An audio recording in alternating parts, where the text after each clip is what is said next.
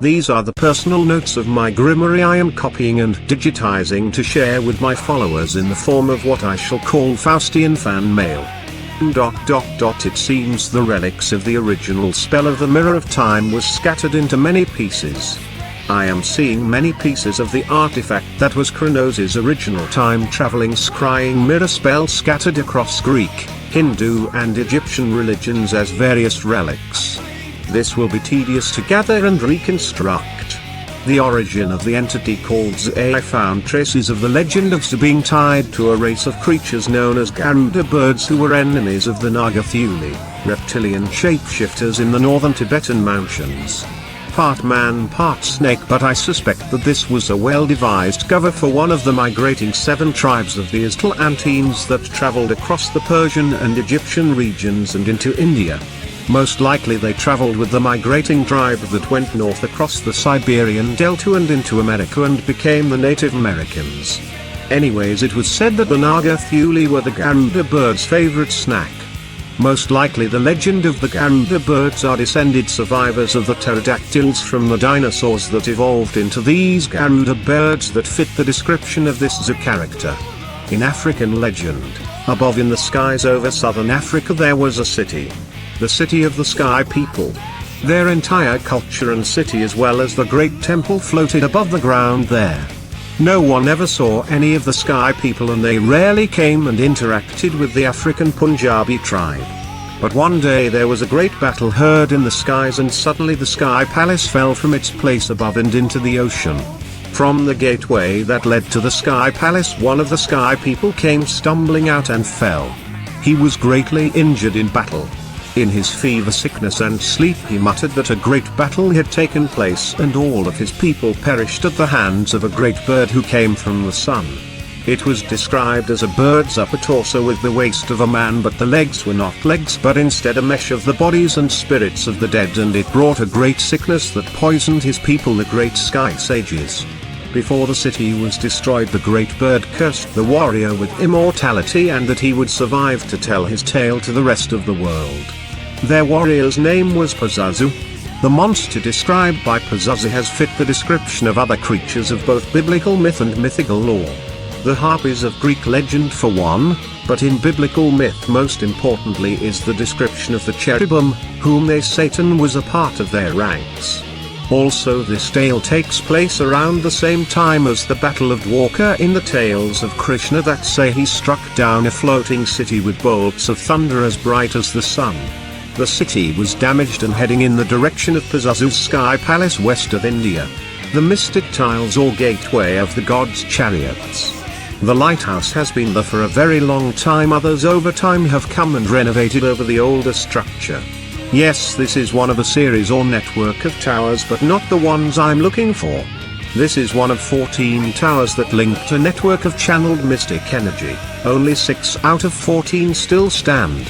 It was one of the last projects of the Elves Council of Sages that ran a redirected network of connected ley line energy and was used as a means of travel by ship.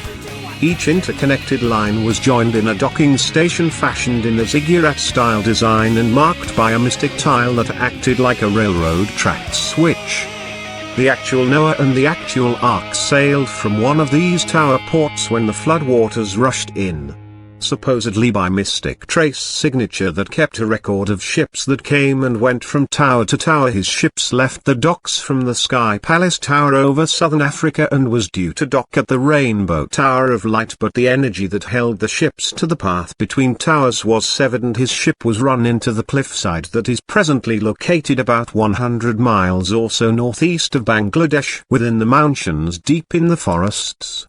The design of the mystic tile travelway was to solve a problem of ships sailing long distances and ships sailing along coastlines.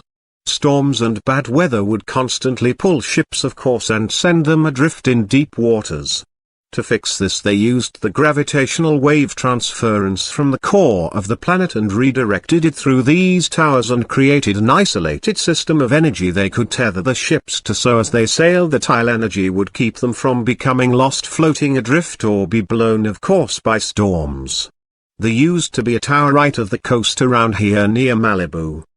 The tile is still there but the tower is long gone. It's a large-looking piece of stone with markings of a lightning bolt striking a mystic earth symbol. The current disturbance of the spiritual realm. I shall one day be able to travel by spirit and appear at seasonal rituals again, but not this night or any time soon, I should think. There is a spiritual war going on at the moment. The infernal realm has erupted in chaos upon learning that I am not there to maintain its borders or order within it. The 9 princes of hell have turned it into a constant battlefield of chaos. Each realm is divided and governed by the worst of creation's tyrants, the demon lords Baal, Astaroth, Asmodeus, Samael, Malki, Azazel, Jimidale, Mbias and Belphegor.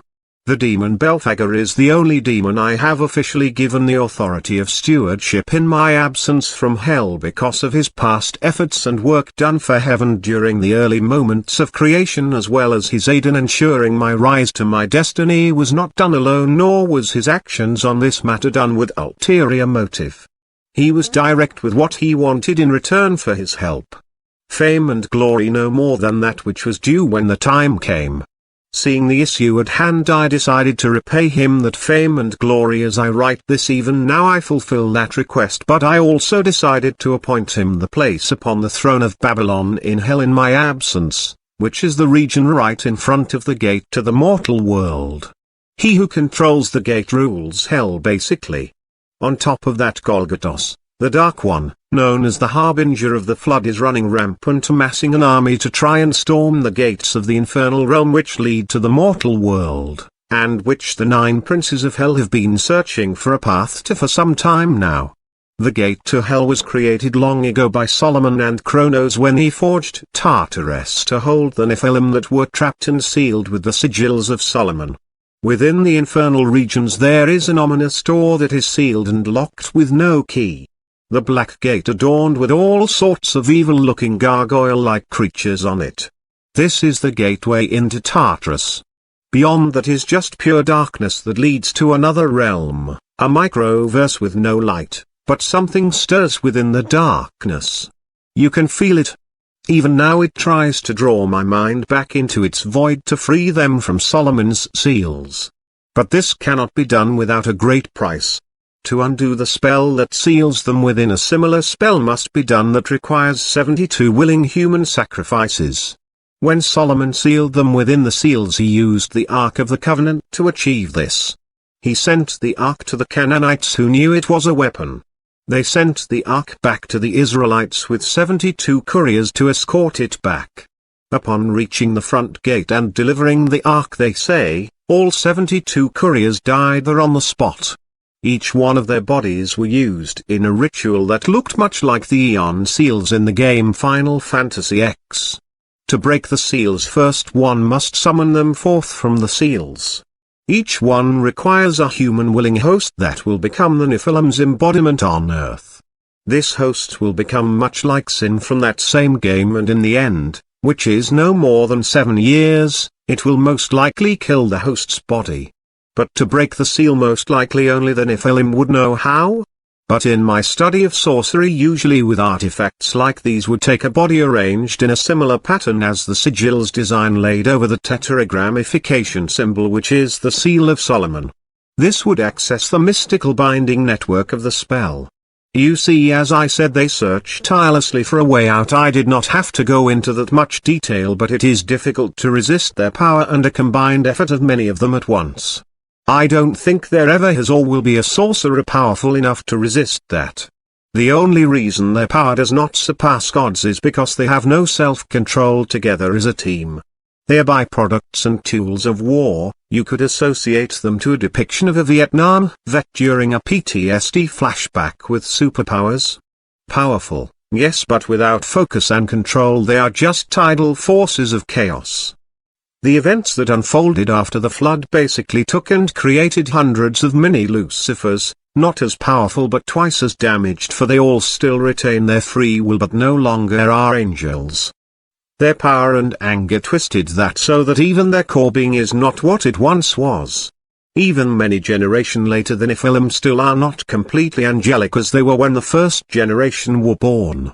then to add salt to the wound of that which is the chaos already stirring the titans whom each of the realms of hell were built upon when Zeus cast them into here are beginning to stir as well. Much like how Atlas was made to carry the world upon his shoulders, so too was each titan he cast in here was made to be the embodiment of each realm in hell. Well, that embodiment is beginning to stir, and phased manifestations of the titans have been spotted all over various regions in hell. Well, anyway, I thought I would share the origin of music with you through the magic of sarcasm. Long ago a man-monkey sat angry as he watched his girlfriend getting jacked by some jerk who figured out how to make fire by beating rocks together. As he sat contemplating on whether to fling his feces at him, he had a better idea and walked over and beat him over the head with a log. Seeing that the girl was entertained by what must have been the sound that came out of his mouth as he smacked him over the head, the monkey man tried hitting himself a couple times, but noticed after he could see straight again that he was unable to get a clear observation of the sound differences from using that process. So he walked back over and beat him another couple times over the head at different angles. Seeing that the girl was no longer amused by his obvious genius, he had another brilliant idea and beat her over the head as well and dragged her back to his cave. On that day two things were invented, music and domestic violence, which both still are a part of our culture today.